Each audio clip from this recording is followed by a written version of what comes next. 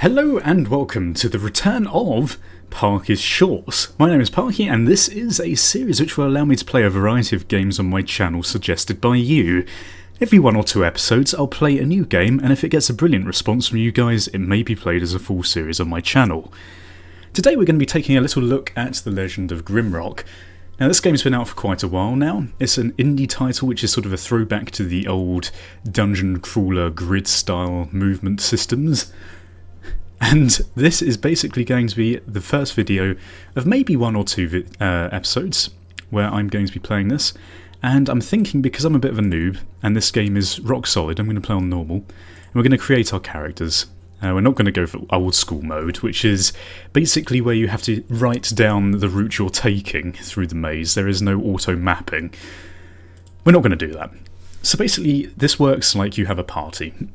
You have 4 members in your party, and you've got several races and classes that you can choose from, and you can allocate points to different things, such as strength, dexterity, vitality and willpower. Nice to see that my ability to speak English is probably as good as this lizard man's English. However, we are going to probably, just for the sake of completion, have 1 of each type. We're going to have a human, and I'm thinking a rogue, just because Minotaurs are pretty good fighters. I mean, I'm not really sure whether there's as much sort of connectivity between the race and the class that you choose as you might expect. There might be. I honestly can't remember. Something we're probably going to find out. Okay, so as a rogue, obviously we're going to want quite a bit of dexterity.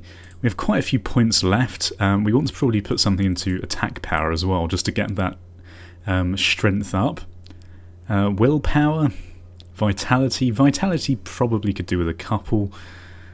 I'm more worried about this though. I'm thinking we're going to bung it the rest into dexterity. It seems good though. And we're going to have... Oh, I'm from London. Right, I'm a little street urchin. Yeah, I'm going to have him. And then for the next person we're going to have a Minotaur, and we're going to have a fighter, as I said. So, for this guy... I'm not sure if Minotaurs really should have beards. It looks a bit odd, but there we are. This guy's got very sad horns. I'm liking this guy. He's sort of like a cow version of Leonidas from 300. Okay, and with this one we're going to have a bit of a tankier guy. So I'm going to bung it all into strength and vitality. That seems good. Accuracy is pretty rubbish actually. Maybe we should put something into that. Just get that up to 0? I don't know, it seems a bit of a downfall in this guy that he's got minus accuracy. I might be doing this completely wrong. It's just for the sake of these episodes. I'm sure it'll be hilarious. And actually we've not named them. Let's generate some names. Yongandar. Yongandar. Okay, that's perfect. Almond. Quibo. Johnworm. Sobzan. Bardmon. It's like a rubbish Digimon. Okay. Oh, go Bardmon. What is wrong with me? Okay, and then the third character we're going to have a lizardman. A lizardman, and he is going to be... Let's have a little look. Actually, yes, look, there is interconnectivity. So look, they have strength minus dexterity and other stuff. These guys, humans, just have everything. It doesn't matter. Lizardmen are bad at willpower. Insects are good at willpower and bad at everything else. Okay, let's make the insect next. And have a long-necked giraffe insect. The guy who looks a bit shocked. I don't know. And then someone from District 9. Let's go with District 9 guy. That seems like a good plan. Okay, we're going to beef up his willpower here. Attack power probably doesn't matter, if I'm honest. Got max willpower. Vitality would be nice. Have a bit more vitality, although we don't aim to be too much of a glass cannon. Maybe we should go for some dexterity as well, maybe 1 in strength. Seems good. It's probably not very good at all, actually. And the last guy is going to be the lizard man, which I have no idea what to do with. I assume he should probably be the rogue, and this guy should be another fighter? Doesn't really matter, if I'm honest. Maybe that's what we'll do then. So does this mean actually humans are the best fighters? Whatever. Okay, we'll have 2 fighters and then the lizard man. Did we actually name this guy? No, we didn't. For God's sake. Alde, Sobnan, Arfo.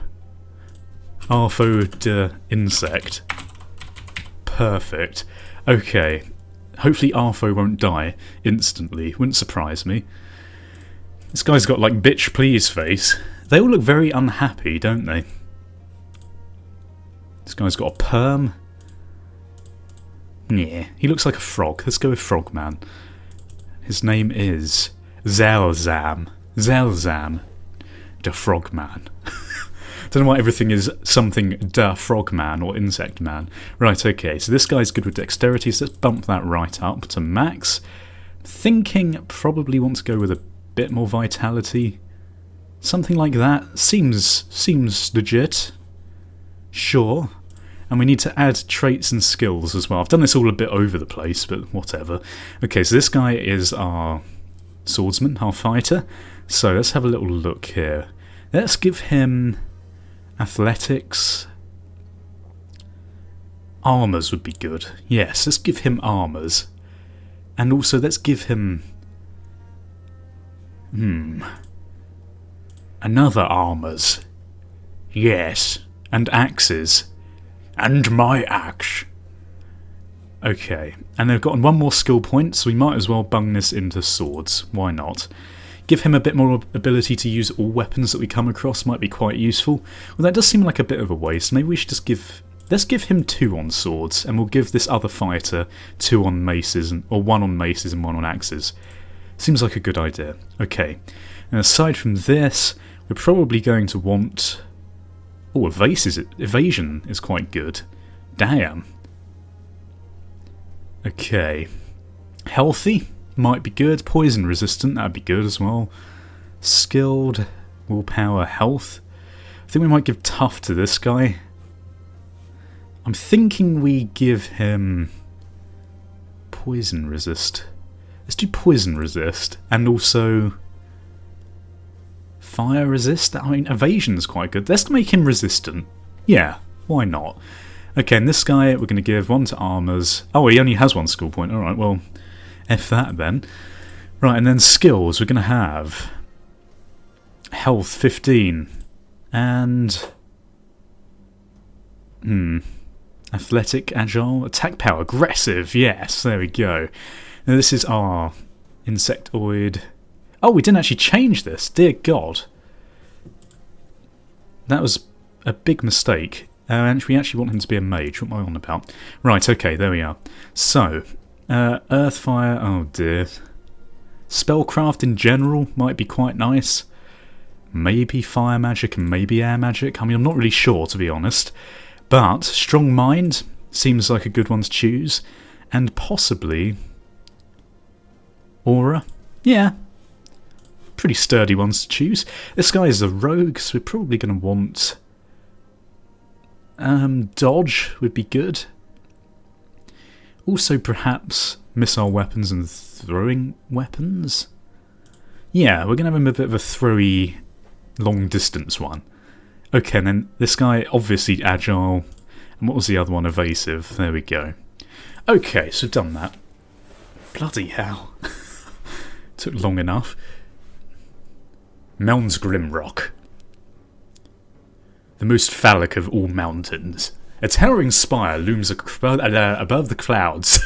A weathered rock has stood tall for ages, longer than the histories of men have been written. It is a desolate place now, only remembered when things need to be discarded and forgotten. An airship struggles to gain altitude as it floats towards the peak. Peak of Phallic Mountain.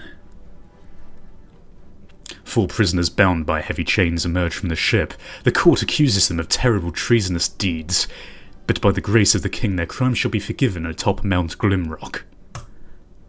How exciting. They jump into the urethra of the Phallic Mountain. Oh dear. This final trial is at hand. Numerous prisoners have received their pardons here, yet none have returned to live the freedom of life.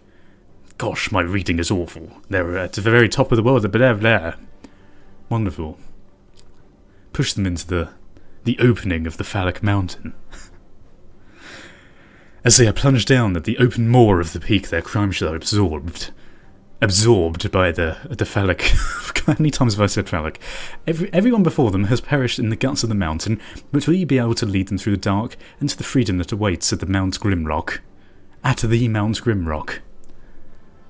Legend of Grimrock. Oh god. I feel that this is the start of something ridiculous. Now I have played this game a little bit before. A tutorial is available. But basically how this works is you use the WASD keys. The arrow keys don't actually work apparently to move around, and also the Q and E to turn. What's joy? And then you click with your mouse on things that look suspicious, of which there are many. So I think there is a secret in this room, if I can remember it, although I'm not completely certain. And I think it's got something to do with... Did they remove the statue in here? I swear to God there used to be a statue. Now, it's been a very long time since I've played this game, so you're going to have to forgive a few of my stupidities, to say the least, but we are going to take this. And we're going to give it to... good old... what's his face? Yongandir? Yongandir? Yes. Well done, Yongandir. Hold that torch like nobody's business. Okay, now you've got to be careful. There's a lot of wall scanning in this, where you've got to basically check that... Hang on, can we open this guy? Oh, did I just give it to that guy or chuck it on the floor? No, I gave it to him. Okay, that's fine. Yeah, there's going to be a lot of wall checking, because there's lots of secret buttons that you need to find, unfortunately. And it looks like we have our first weapon. I can't remember who I gave the mace's skill to, so I'm going to assume that I gave it to no one. We'll give it to the big brute of the ox guy here, hopefully. Peasant's breeches. Protection +2. Ah, okay then. I think we'll give it to the guys at the front here. Maybe we'll just beef this guy up. I'm not sure. Seems legit. Seems like a good choice to me. Unfortunately, we are giving all the same things to one person, which means that he's going to be a bit OP when it comes to this. And we're going to take all these torches, because ours will run out inevitably at some point. Okay, now this is the first trouble. Actually, no, there's a lever. Dear God. Okay. I haven't come across any enemies yet. I'm taking this as a bit of a blessing. And of course, this game is all to do with rocks. There's many rock-based puzzles, including putting rocks on plates. And eating rocks for dinner, because there's no other food worth eating in this game. There's a key. Right. Put that key there. Now, I don't want to miss anything, because I swear to God there is normally some sort of wall-infested button. And they are really tricky to find. You'll see this as soon as we find one. You'll understand why I'm spending most of my time looking at the walls. Okay, I found another rock. Let's give this to the thief person, the rogue. It might be a good idea, just because he's actually got ranged weapons, and I think you can actually use them as weapons, which is quite good. Now, I can't actually remember... Oh, right, you right-click on them. Right, okay. That's probably a good thing to know, how to actually attack people. Good to know that there's no music in this game still. There we are. Right, so we've got a key for this, so let's use this on the door. Get rid of this. Now, I'm hoping that we're going to find some more weapons. It'd be nice if we can actually outfit ourselves with a bit more. We're going to need a key to go down that way, and there's something on the wall here. Loose rock. Ah, yes, so here we go. This is one of the buttons. So you see how small it is. It seems fairly obvious, but when you're walking past loads of walls of it, it's very difficult to pick these things out. Right, okay, so we're going to give him the key as a weapon. Very effective weapon. Tend to stab people in the face with keys. Do a little turn on them. Okay, so let's use this here. If you can't tell, I'm a bit tired today. Probably not the best game to play, a game which actually requires some form of motor skill. Let's see how we get on with it. Hello. I wasn't expecting that, actually. Surprisingly, I've not played this game for so long that I can't remember what happens in it. So let's go and beat this snail up. Let's try and randomly fire something at him. Okay, there we go. Hit him with the axes.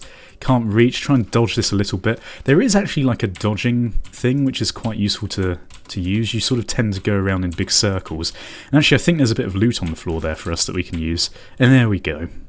Got a nice bit of snail meat. A snail slice. Mmm. Yum, yum, yum.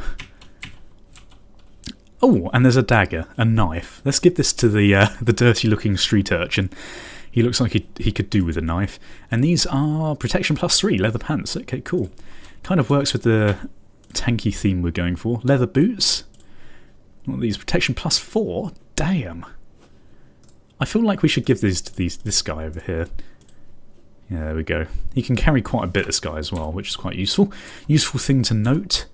Now, is there anything in here? It doesn't look like it. We're going to take this torch because I like looting torches. And... doesn't look like it. There's a lever here, though, so let's pull this. No doubt now that we've actually introduced more weapons to the game, we're going to come across a load of them. I mean, a load of enemies. Something not to look forward to. Speaking of which, there's one right there. So let's lure him over. We threw that knife at him, which is good. There we go, miss him with the knife. Good job.